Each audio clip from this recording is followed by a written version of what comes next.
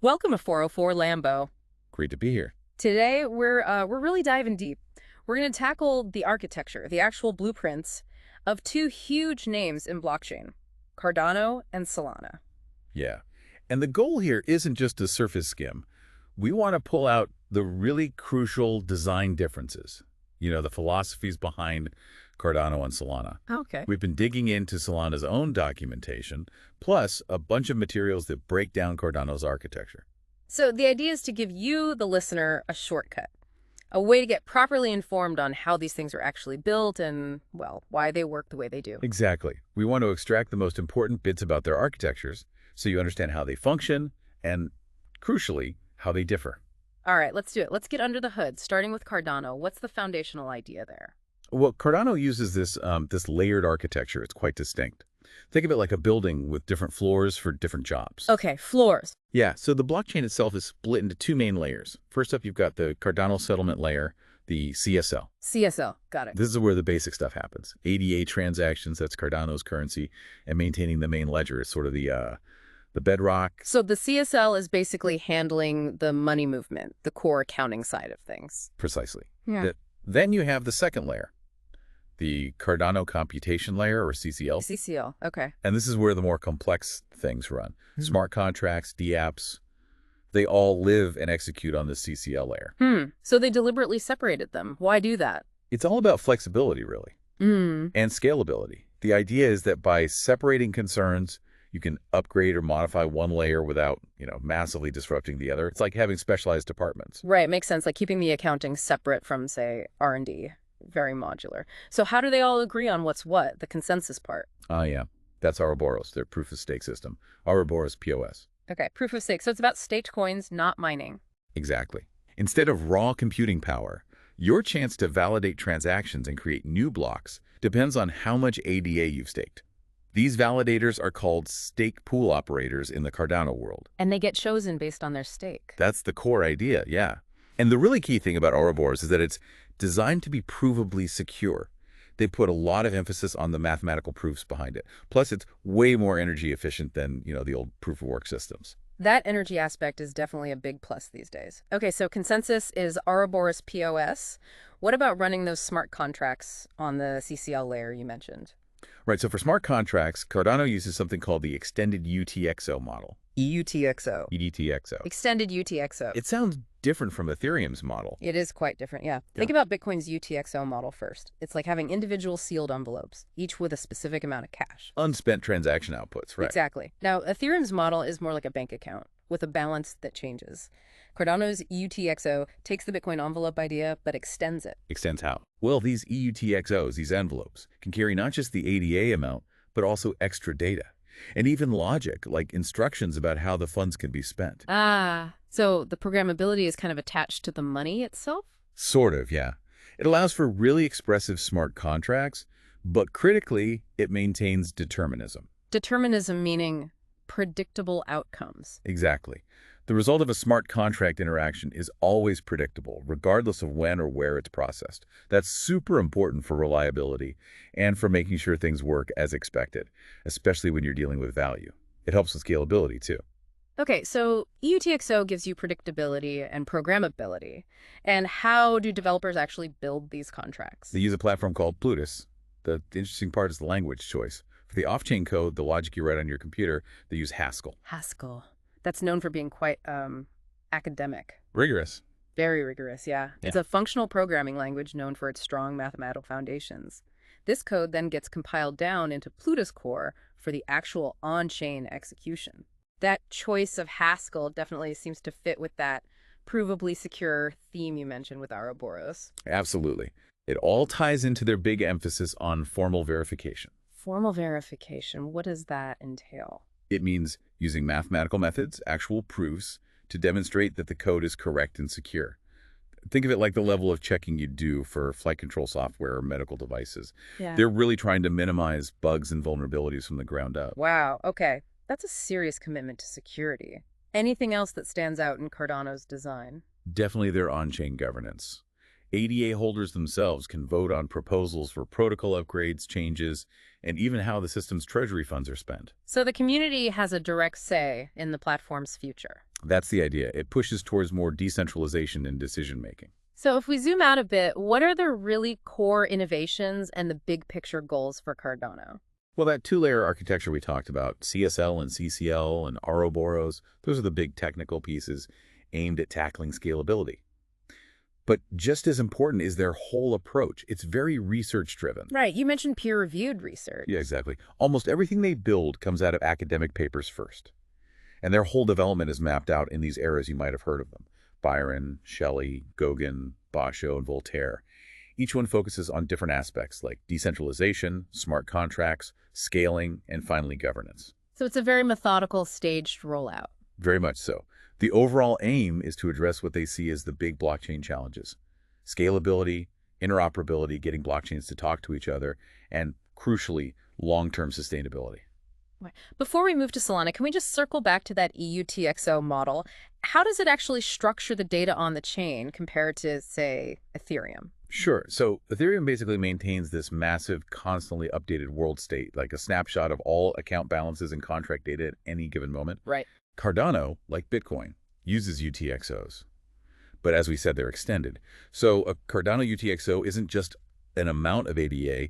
It can hold arbitrary data, state information, and even that smart contract logic or script. So the data travels with the value. In a way, yes. When you interact with a smart contract, you're essentially consuming some existing EUTXOs, marking them as spent, and creating new ones that reflect the updated state or data. It's like this continuous chain reaction where each transaction consumes old states and produces new ones. It sounds very explicit. Everything is clearly linked. It leads to a very traceable and predictable system, which again ties back to their focus on security and determinism. Okay, that gives a really solid picture of Cardano's philosophy and structure. Now, let's completely switch gears. Solana, what's their core architectural idea? Because it sounds quite different. Oh, it's very different. Solana goes for what's called an integrated or monolithic architecture. Monolithic, so the opposite of Cardano's layers. Exactly. Instead of separating things like consensus, execution, and data availability into different layers, Solana bundles them all together into a single high-performance layer. All in one engine room, kind of. That's a good way to put it. The whole point of this tight integration is speed and efficiency. They're optimizing for raw throughput. Okay, speed is the name of the game.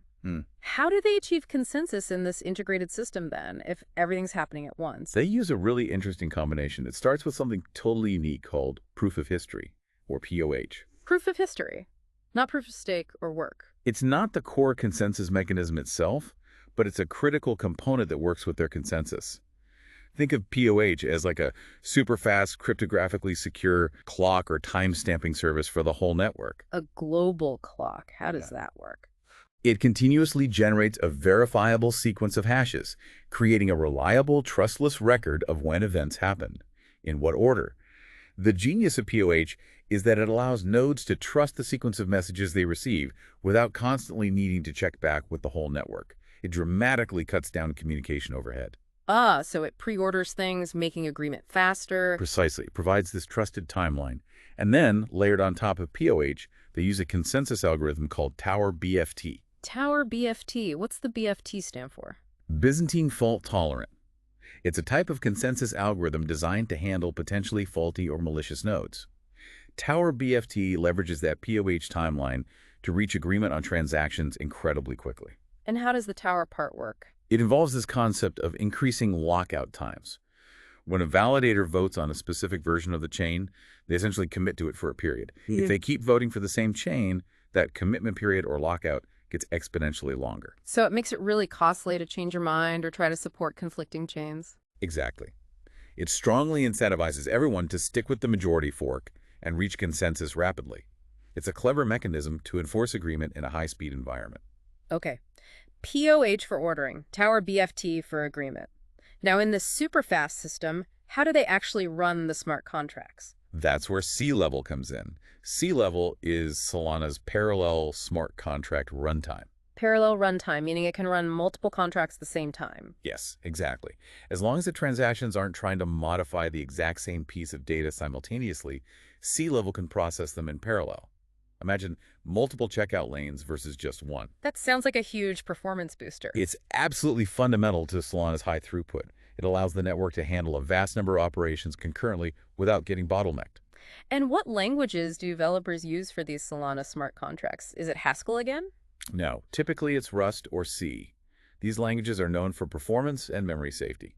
The code written in Rust or C is then compiled down into something called BPF bytecode. BPF Berkeley Packet Filter. That's the one. It's a very efficient, low-level bytecode format that the Solana virtual machine, the SVM, can execute extremely quickly. Think of it as a highly optimized instruction set for the runtime. So Rust and C for development, compiled to BPF for speed. And Solana is famous for its performance stats, right? Oh yeah, they Yeah. consistently aim for very high throughput. You were talking potentially thousands, even tens of thousands of transactions per second, TPS. And latency is usually very low, meaning transactions get confirmed super fast. Seconds or even less. Often sub-second finality, yeah. Yeah. And on top of that, the transaction fees are typically tiny, fractions of a penny. Wow. Thousands of TPS, low latency, tiny fees. That combination really changes the game for certain kinds of applications, doesn't it? Like high-frequency trading or gaming. Absolutely. Yes. That's the kind of use case Solana's architecture is really optimized for. But achieving that scale isn't just about sea level, is it? They have other tricks up their sleeves. Definitely. Sea level is key for execution, but they have a whole suite of technologies. There's Turbine, which is for block propagation. It breaks blocks into smaller pieces like packets and spreads them across many nodes quickly. So blocks get around the network faster, much faster, yeah. Then there's Cloud Break, which is about scaling the state database horizontally, basically allowing the accounts database to grow without slowing things down. Archives are for handling historical ledger storage, so validators don't need to keep everything. And Pipeline, that's about optimizing the transaction processing flow itself. Pipeline, how does that work? It organizes the stages of transaction validation, fetching data, verifying signatures, executing, writing so they can happen concurrently across the hardware, like an assembly line. It sounds like every single step has been optimized for parallelism and speed. That's very much the Solana philosophy. They also use something called Gulfstream. Gulfstream. Yeah, it's about transaction forwarding. Instead of broadcasting transactions everywhere, clients and validators forward transactions to the expected leader node before that leader's turn even comes up. It cuts down waiting time. Proactive forwarding. Clever. And you mentioned the SVM, the Solana virtual machine. Can we zoom in on that and the smart contracts a bit more? Sure. The SVM is the core execution environment running that BPF bytecode we talked about. C-level operates within the SVM to manage that parallel execution. A key aspect here is Solana's account model. How does that differ? Unlike some models where code and data are bundled tightly, Solana generally keeps program code separate from the data state it operates on. Data lives in distinct accounts. And why separate them? It helps with scalability and modularity again. Programs are stateless, and they operate on these state accounts. It makes it easier to reason about parallel execution because you know exactly which pieces of data a transaction needs to lock. It also makes programs more reusable. I see. And is it easy for developers to build on this? Well, Rust can have a learning curve, but there are tools to help. Yeah. The most popular one is Anchor, which is a framework that abstracts away a lot of the boilerplate and makes writing secure Solana programs much easier. Okay, so Anchor helps streamline development on top of Rust-C and the SVM. This has been fantastic, really getting into the nuts and bolts. Let's try and bring it all together now. What are the absolute key architectural differences if we put Cardano and Solana head-to-head? Okay, the absolute biggest one, architecture. Cardano is layered, CSLCCL. Solana is monolithic, integrated. That's the fundamental split. Layered versus monolithic. Got it. What's next? Consensus. Cardano uses Ouroboros, proof of stake focus on provable security, research, energy efficiency. Solana uses proof of history plus Tower BFT focus on speed, ordering, fast finality. Very different mechanisms for agreement and smart contracts. Cardano uses the EUTXO model with Plutus, Haskell Yeah. emphasis on determinism, predictability, attaching data logic to value. Solana uses C-level with BPF bytecode, Rust-C, emphasis on parallel execution, raw throughput. EUTXO versus C-level. Okay. How about their main scalability strategies? Cardano relies on its layered design fundamentally, and looking ahead, layer 2 solutions like Hydra. Solana gets its scale primarily from that integrated design POH and massive parallel processing via C-level and other tech like Turbine.